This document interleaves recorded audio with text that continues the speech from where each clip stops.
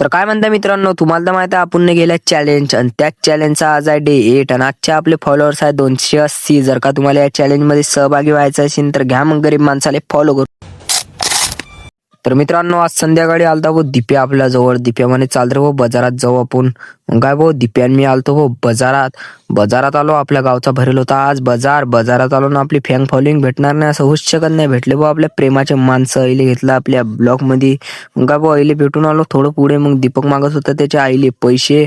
मग काय भाऊ करुणी म्हणे मला घे ब्लॉक मध्ये. या करुणीले घेतला ब्लॉक मध्ये. मग काय भाऊ दीपक म्हणे सांग रे भाऊ काय पाहिजे तुला. 10 रुपये आपल्या जवळ.